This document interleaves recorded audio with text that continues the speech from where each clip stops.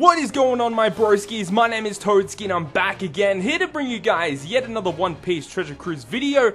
And today I'm going to be bringing you guys yet another guide on how to beat the Young Shanks and Buggy Fortnight dungeon, which is the newly announced Fortnite dungeon heading to the global version of One Piece Treasure Cruise. And you know your boy is very happy about this, because this is our opportunity to now socket the legend, the 6-star Black-clad Emperor Shanks. So, you know, socketing that guy with 5 socket spots is very great, and, you know, I'm just super hyped. Plus, there's very nice skill books in this dungeon, which we will go over within this video. Now, make sure, guys, if you do go on to enjoy the video, make sure to smack that like button, because these videos always take so long to make. All these guide videos always take, you know, about an hour or two, at least 2 hours to make. So make sure, guys, to click that like button if you guys do go on to enjoy it, just to support the broskies. And also, guys, make sure to leave a comment down below, just telling me, guys, what are you hyped about for this dungeon, because you know I'm already hyped about Strongwood Shanks sockets, and all of you guys that have Strongwood Shanks should be hyped about socketing that guy. But without further ado, guys, let's get straight into the video. So first off, let's go ahead and break down the brand new units that are going to be introduced within this Fortnite dungeon. First of all being Shanks from the Roger Pirates. And he is a Psy Slasher Free Spirit unit, and he has 3 socket spots, which is pretty nice. Now, at max level 99, he has about 2k health, you know, just under 1000 attack, and 354 recovery, which is pretty nice.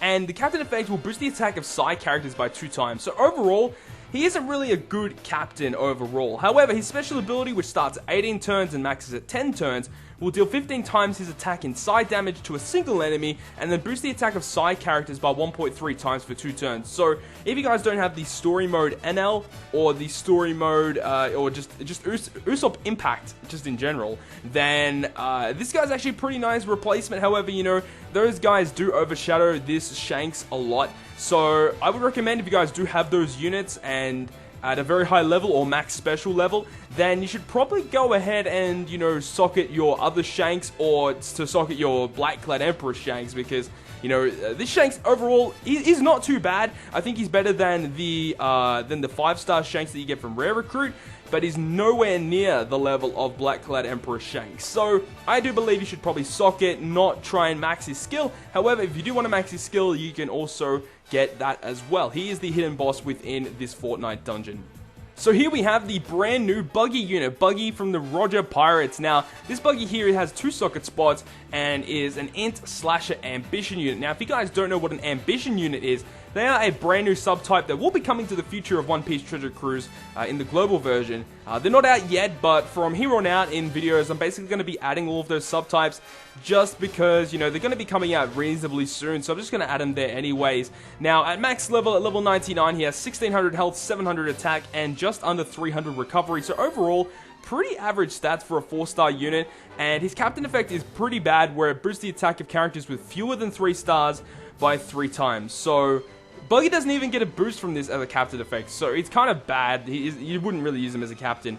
However, his special ability, which maxes at 6 turns, starting at 16, will change his own orb to Int and then switch orbs between slots once. So, this is some pretty nice orb manipulation, you know, getting yourself an Int orb, and then you can put that Int orb on a character that you choose, or you can just switch around your team's orb. So, I think that this Buggy, his special, is actually pretty decent, and in an Int team, he could go reasonably well just for some nice orb manipulation. So before we get into all of the information about the actual dungeon itself, let's go ahead and talk about the quest condition, where it states you cannot bring 2 of the same unit on your team, including your friend captain, which means you cannot bring like a double Mihawk team, or you can't have a friend Mihawk and then bring your own Mihawk on your team. It basically means on your 6-character team, you cannot have 2 of the same unit, which actually makes it a little bit difficult. It means you're gonna be having to make a team a little bit differently from when you would be making it against a specific other Fortnite. So it means that you will probably have to use, you know, certain other teams with probably captains you never used before. And yeah, there's a whole bunch of teams that can actually clear this dungeon. We'll go through that towards the end of the video. But now let's get on to the information about the dungeon itself. Within stages 1 to 6, you're going to be coming across a lot of different stages that include pirates, turtles, evolvers, like all of those stuff, like a lot of stuff that you can install on a lot. However, between stages 2 and 6, you will come across a one-time stage between 2 and 6. You'll come across either Buggy or the hidden boss in Shanks. Now, Buggy does not drop, however the hidden boss Shanks will always drop when you encounter him throughout a dungeon. Now the Buggy has approximately 300,000 health and an attack power of 1450, and he's basically just a mini boss. He doesn't really do anything else. The young Shanks, though, as a hidden boss, does not have any data collected on health or attack that I've found. I've researched everywhere trying to find some information for you guys about this, but I've been unable to find the health and the attack power of the hidden boss Shanks when you do find him. But overall, most of the hidden bosses are pretty weak, and they should be pretty easy to take down. And he will basically replace whenever you will find Buggy within the dungeon. So you can never find the mini boss Buggy and the hidden boss Shanks in the same dungeon at the same time. So that is a little bit of that. As I said, between stages 1 and 6, aside from this stage that you're seeing on screen right now, you'll just come across pirates, turtles, and evolvers and stuff like that. Pretty easy stuff. So when you reach the final boss stage, you'll come across this room here. Now, there are actually a couple of different types of final boss stages. So the first one here is we have Buggy, and he's surrounded by a couple of int characters. Now, this Buggy here has approximately 500,000 health and attack power of 2320, where he attacks every single turn. That stat of health and attack does not change at all for each different stage of the boss stage. However, in this stage, he will preemptively attack for 1991 damage and then lock the bottom left unit on your team for 2 turns. And then in this stage, when he gets below 50%, he will buff his attack, so he attacks for 3480. And then when below 20%, he will enable the survivalist buff, where he can survive any hit for 2 turns. Now, this actually all happens on any single stage of the final boss stage. The only thing that differs is the actual units that are surrounding him. So this means in any other stage, if you get him below 50%, he'll activate this attack buff. So make sure you guys know this information, as we'll go through now the other different types of final boss stages you can encounter. So this first one here, Buggy does all that stuff, and also he's just surrounded by int units. So now we'll go into the second version, which includes 3 specific giants. So the second type of boss stage here is the giant stage, where each of these giants will have 120,000 health approximately, and their attack power is 2,688, and their attack intervals can actually differ between 1 and 2 turns. And this time, Buggy will do all of the same things as the last stage. However, his preemptive attack does change slightly, where you get 2,440 damage this time, and he changes all orbs on your team to bother orbs. So this is actually a little bit more difficult than completing the last stage, because getting those bother orbs means that all of your guys are going to be doing half damage for that following turn, which is going to be very, very difficult to try and take down those giants before they attack you.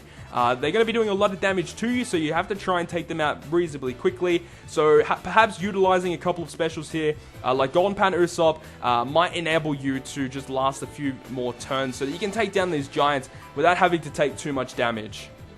So this boss stage here makes Buggy surrounded by all different types of colors of the Baroque Works units. Now, there's no actual data of their health or their attack power. However, they are reasonably low. They're probably just the same as classified as the pirates that you'd fight in the previous stages leading up to the boss stage. So overall, they should be reasonably easy to beat. He does have a different preemptive attack once again with this stage, where he deals 2,440, and he'll also lock all Psi units on your team for a single turn. Now, because this is an int boss, basically you're going to be bringing probably Psi units, so having all of your Psi units locked for a single turn can be a little bit detrimental. However, if you guys have sockets, then, you know, that basically just...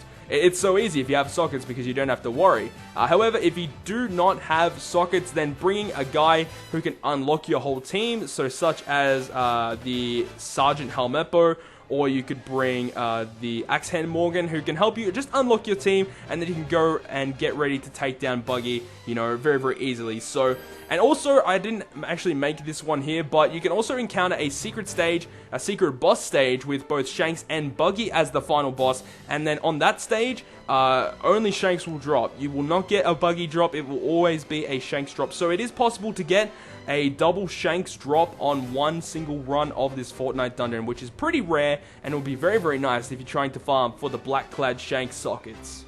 So now let's go over the different skill books that you can get within this dungeon. Number 1 being Gecko Moria, Warlord of the Sea, which will change strength and dex orbs into int orbs. Very, very nice int orb manipulator.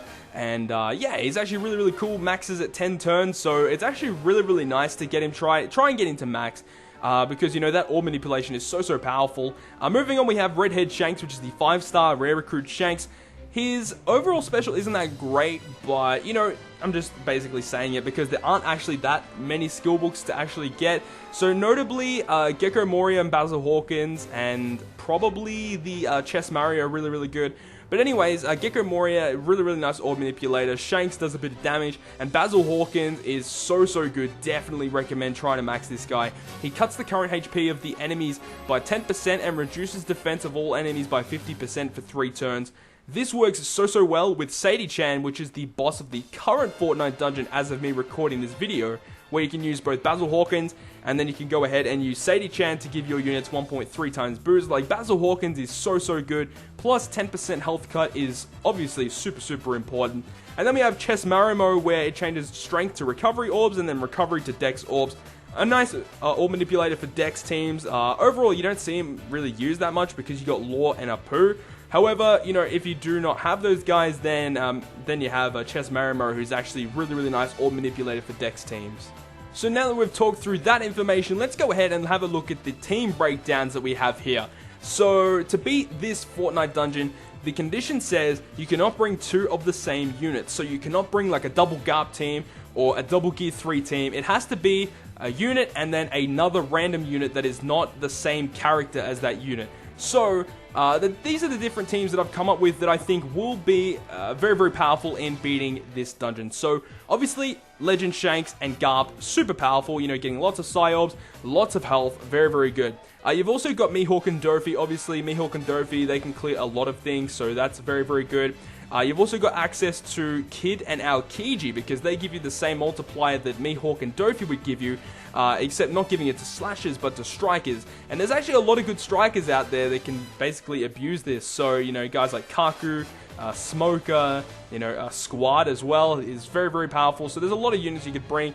You can also bring the Rare Recruit Shanks and Sengoku, because Rare Recruit Shanks is actually 20 costs. So you could bring a team, you know, Impact Usopp, Kobe, and a lot of other guys, and just have a really powerful side team. Gear 3 and Rayleigh works super well. I actually recommend for you guys to actually try that. It's very good. And also the Rare Recruit Shanks and Garp as well.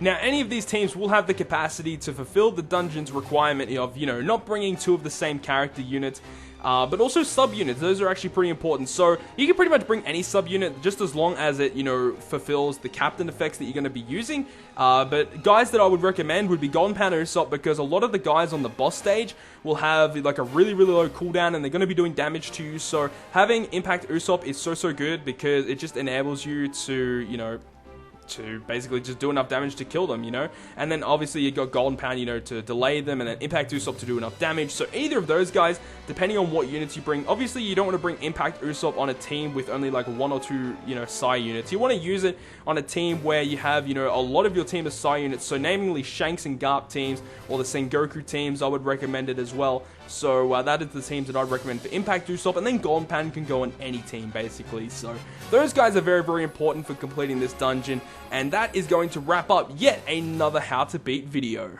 So I hope you guys have enjoyed yet another One Piece Treasure Cruise video, and if you guys did enjoy it, make sure to smack that like button down below.